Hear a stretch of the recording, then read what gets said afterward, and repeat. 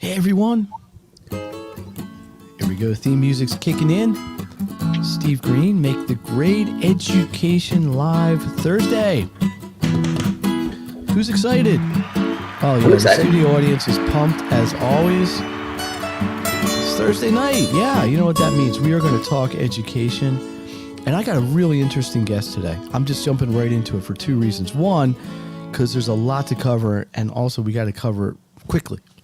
Because John's got an interview on a national radio. I don't know, you do something really big later. Anyway, here's the bottom line. Let me introduce Jonathan Brunch. Jonathan, say hello. Hello, everybody. It's a pleasure to be here. I am really glad that you can make it. John kind of stepped up and did this a little bit on short notice. But he's looking good. He's groomed. He's looking solid. So listen, let me tell you real quick about him. I'm going to get right into this and what he does. So he's worked in higher education more than 20 years, almost as much as me. Between the two of us, we're 90 years. Wow, that's pretty good.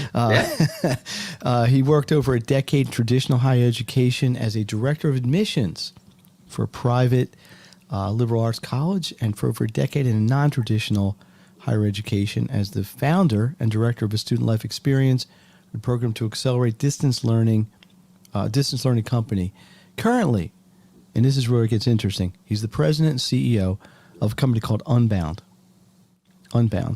And they're an education company that specializes in project-based education. You can learn more. Look down here, beunbound.us. So, Jonathan, welcome.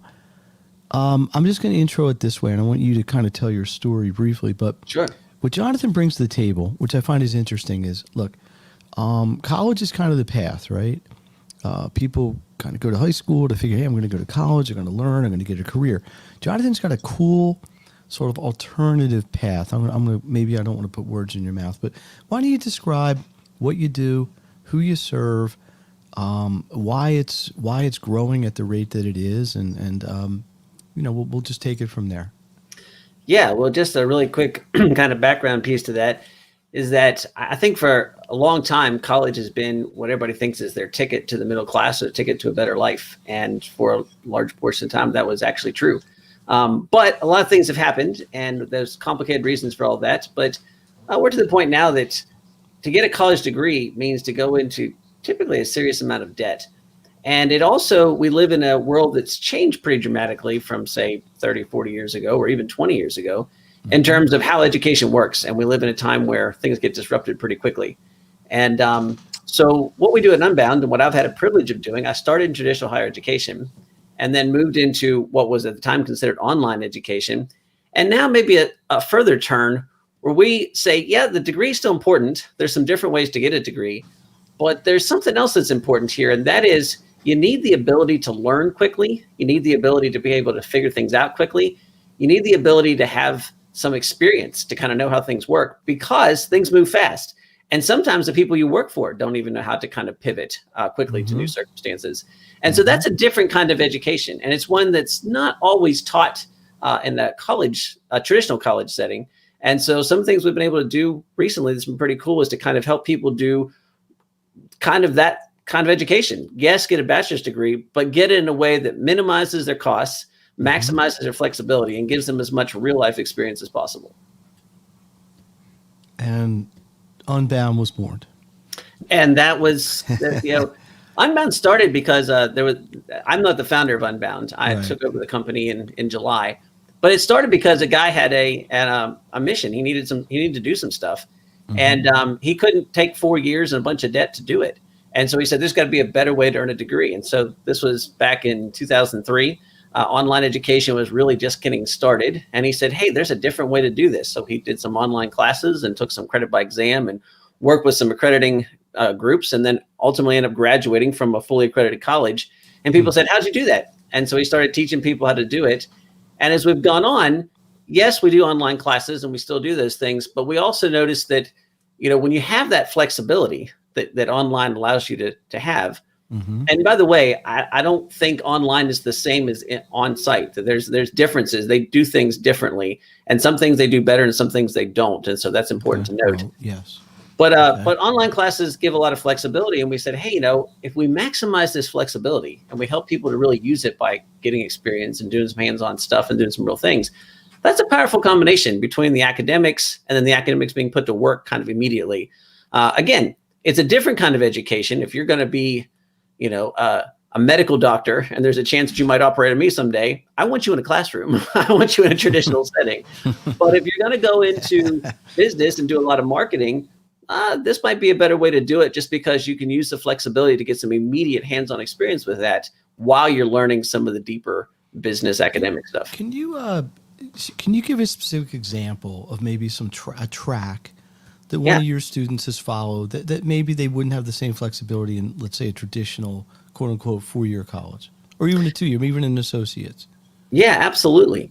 So one of the folks that now works for Unbound used Unbound to get his degree. He was initially kind of interested in law school, and he thought, well, if I'm going to have to do law school, I'm going to need some extra resources. So I'm going to get the bachelor's degree done as quickly as possible so I can save my money for law school.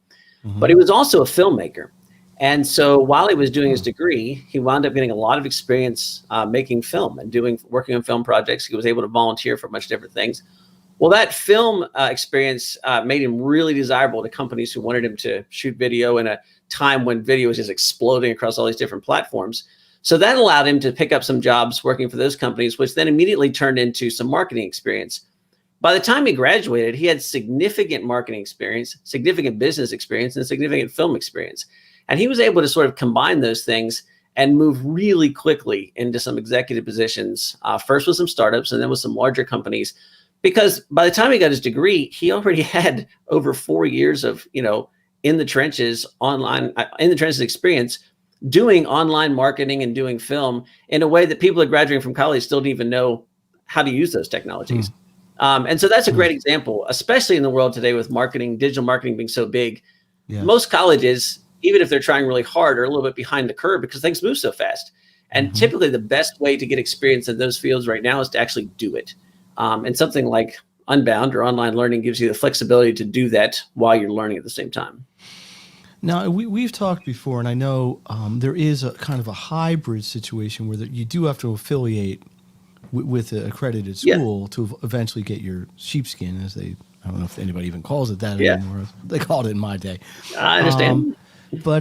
Listen, we're not throwing colleges under the bus here. No, I think we want to be clear about that, right? Or you're not, right? They have a place. Absolutely certainly.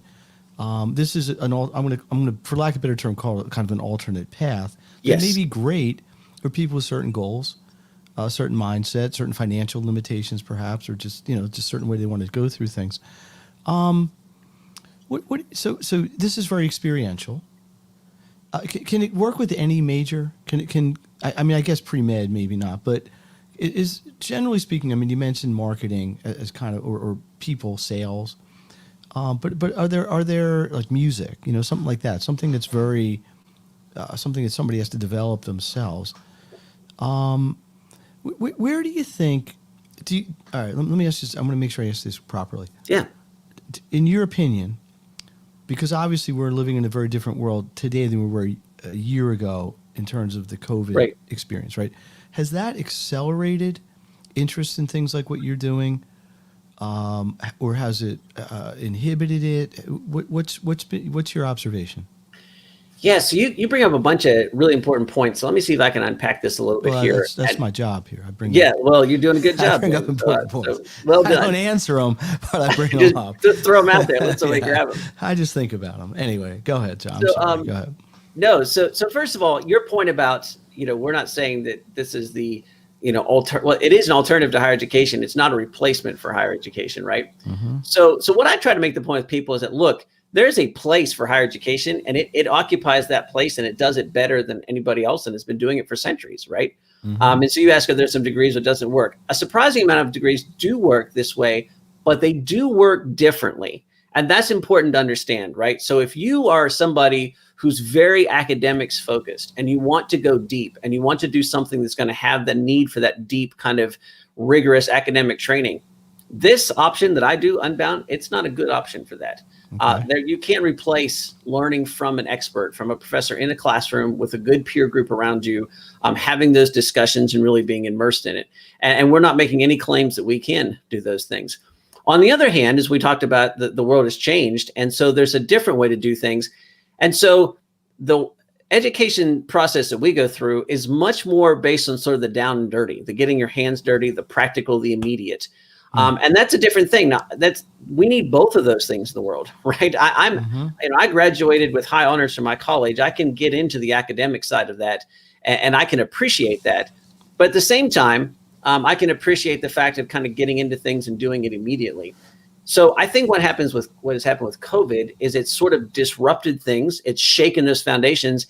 And when that happens, people sort of step back and they look around, they say, wait, there might be some different ways to do this. Now, interestingly enough, and I'm sure that my traditional higher education colleagues wouldn't be too excited about this at the moment, but I think this is ultimately good for both of us. I think it's fantastic that more people are looking at the kinds of options like we offer at Unbound, because I think that flexibility, the lack of having to accrue debt, the ability to do things fast and to iterate quickly, I think that's essential for a big chunk of the population to be prepared for work. At the same time, I don't think those people were actually benefiting the best from a traditional education anyhow, right? If you want to kind of get in and get going and get to work, 4 years of college tends to slow you down, tends to distract you, and sometimes tends to get you in trouble. It also means that you've got a lot of people in the classroom who aren't really there because they're sort of deep into academics. They're there because I think this is the only path to the middle class, right? And so as that kind of shifts a little bit, I think you're going to find people using options like Unbound that allow them to do things quicker, a little bit more flexibility and faster. And I think at the same time, that will kind of increase the quality of traditional higher education and let them to really focus in and do what they do really well. Now, the transition to get there is going to be painful for some folks, but ultimately, I think that's a good thing if we have more people who are really academically focused in traditional schools and people who are much more practically do this quickly focused, doing some other kinds of preparation for that. So in a sense, everybody is sort of more pure in a sense in their niche. So That's therefore correct. they can, and I think even from an instructional standpoint, that might be simpler. I've told this story before. I had a student I tutored who was actually a similar age to one of my children. He just wasn't an academic kind of kid. Just didn't like it. It wasn't not questioning his intelligence. Just didn't want to sit in a classroom. Just didn't resonate with him. So he ended up going to the technical school in our area and learned welding, right? Yes. And then he somehow got into the military and he learned how to do underwater welding, And which is like a there's niche very few within people a that do niche, that, right? and they pay like crazy. Yeah, I mean, he's 20 years old. He was coming out of the Army or something. He's making like $75 an hour.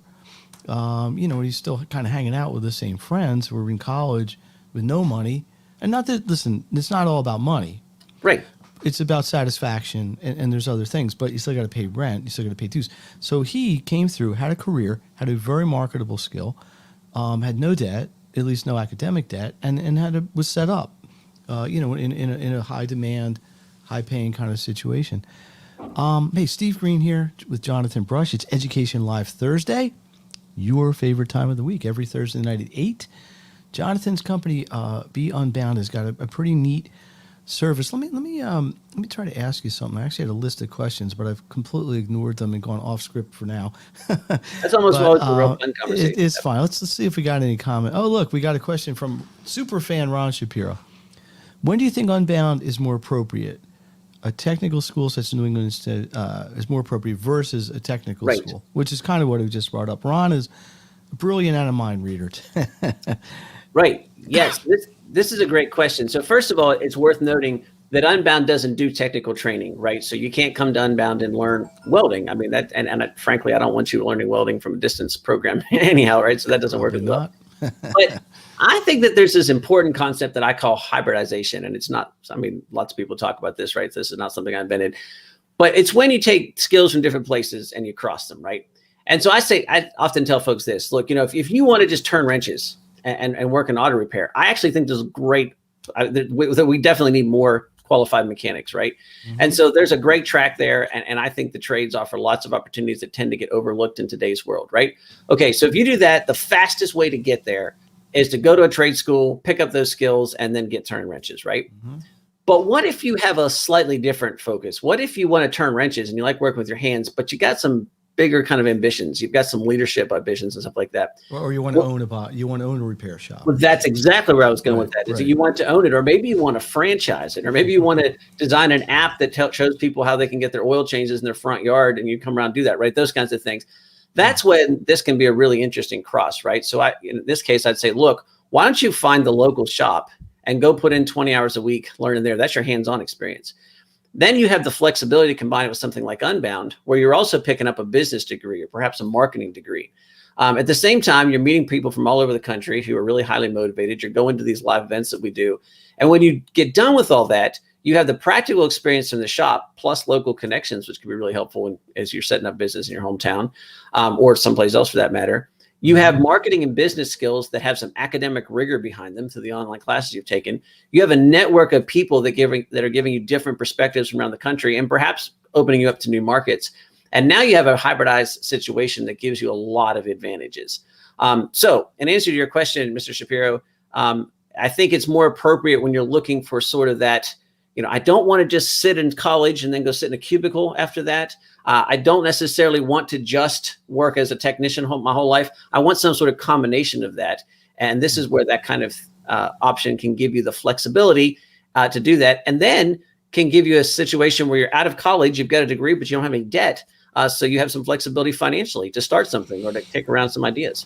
See, a kind of a devil's advocate question would be, couldn't people do this anyway? Like, I mean, obviously you're providing a service and I'm trying to help you promote that. Oh, absolutely. People could go, people could work during college. People could take a year off. I mean, gap years are super popular right now. But I think to some degree it's a mindset, right?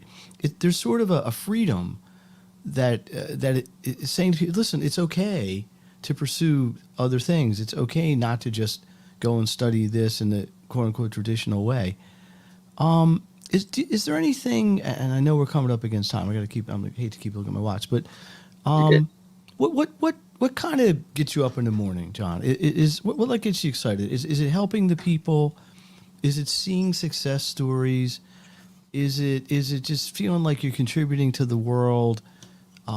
Is it all the above? I mean, these are things that educators tend to feel, but you're in a sort of a unique situation even between that or among that. So is there something that just really gets you fired up for this? I mean, you took on a company, took on a big gig, trying to really promote this. So, what kind of gets your teapot cooking, so to speak?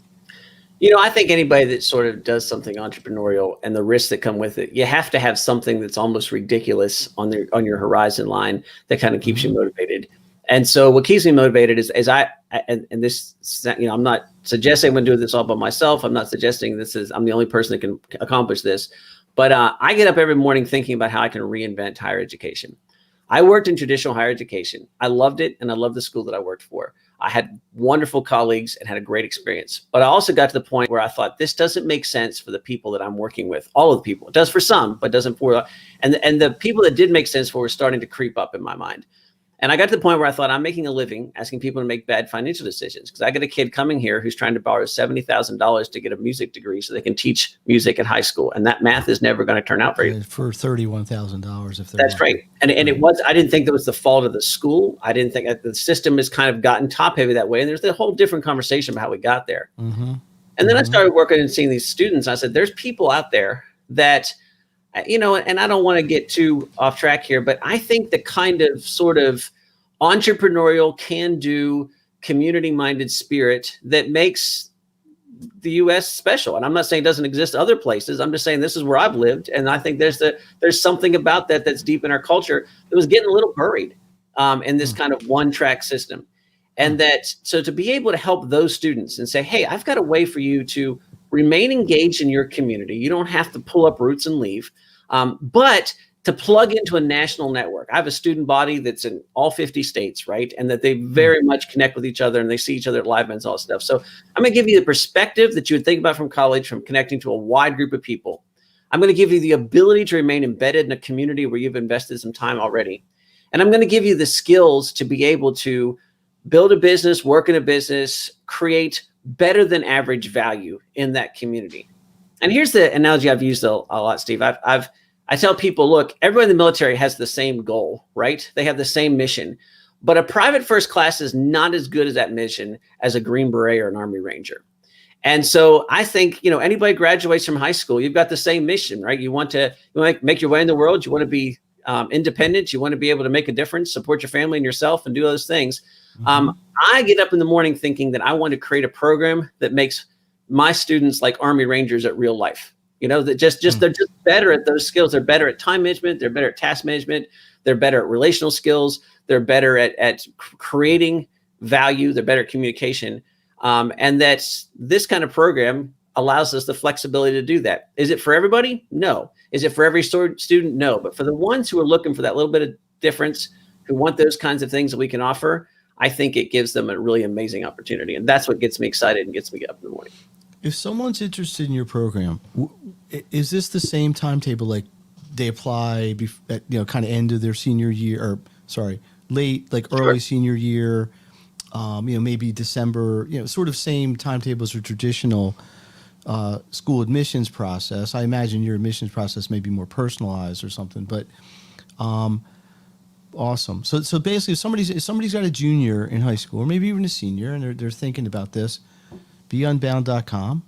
Or if they call, do you actually answer the phone?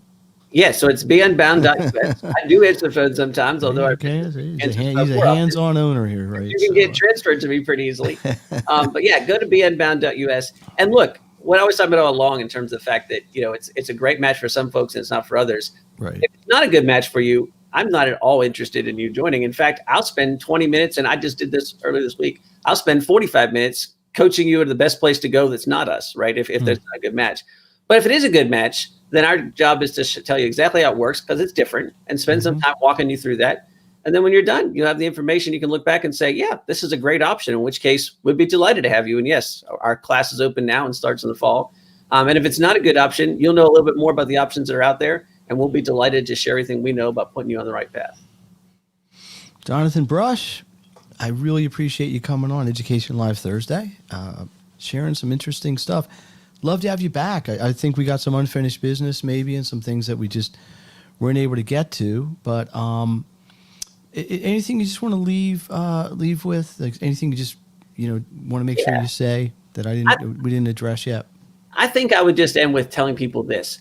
I think that despite all the gloom and doom we hear about certain things about education, this is an amazing time to be entering this time of life. If you're a high school student, college student, right? You've never had so many options. And in some ways that's a little bit overwhelming, but at the same time, you can go to school immediately. You can go to traditional residential school. You can do it online. You can take a pause and work and do something else and come back later. You could take 10 years off and come back and get your degree. That just wasn't possible when I went to school even 20 years ago, right? Right. So I would end with this note of encouragement. There are all kinds of options out there. Yeah, it takes a little bit of digging around. But if you're thinking about doing something differently, this is a great time to do it. And if you're thinking of doing something traditionally, there's better options and more resources, more knowledge available than it's ever been before. And I think that's worth being excited about. And with all the gloom and doom, I would leave you on that high note and say there's some really cool opportunities, and there's a great time to be living to take advantage of them. So.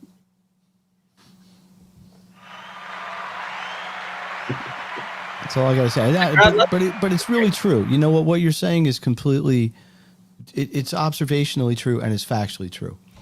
Is that the options that people have are there's 30, 40, there's just so many different things people can do, but at some point they got to take action.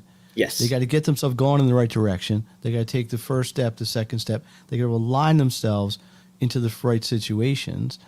So it isn't as simple as saying, well, gee, I got all these options. What a beautiful thing it is. You got to still take action. That's on the people too. You got to do the work. Absolutely. Yeah. Right. All right, I'm going to take a breath for a second.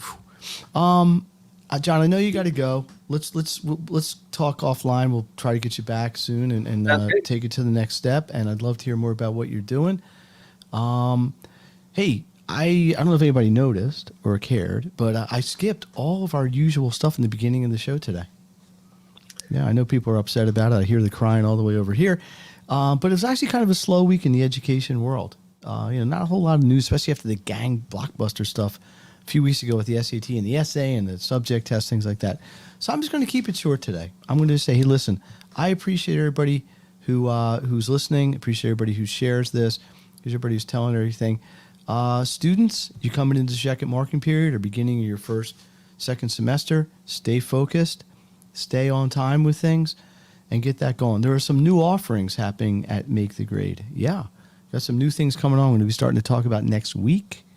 I think you're going to like them as parents. I think you'll really like them as students. It's all about making your lives easier and helping you to maximize your education. Anybody's interested in being a guest, not only on Education Live Thursday, but also on the podcast, reach out. And let's see if I have the email here. I think I do somewhere. And we'll go from there. But there's some neat stuff coming down the pike. I've got some things out there, even potentially for entrepreneurs, that's coming up. There's the email. Whoops, there it is. So we can go from there. Why is this not working? I don't know what's going on today. Nothing's working right today. Here we go.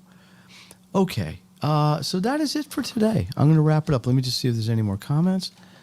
Ronald Shapiro, thank you as always, keeping your streak alive. The #1 fan of Education Live Thursday. And Ron, it's about time I get you on here. Maybe reach out to me. Let's get you on the show and talk about the cool offerings that you have, which are pretty neat. All right, everybody, I will see you next week. And appreciate everybody. And let me get the theme song coming out. I got to go outside and shovel some more snow. I don't know what everybody else is doing, but we still got a ton of snow here. And I can't even get I can't take my trash out. Tonight's trash night. I can't take it out because they're buried in the snow. So anybody wants to come over and help? Appreciate it. Although I understand why you wouldn't want to. Thanks again, and we'll see you next week.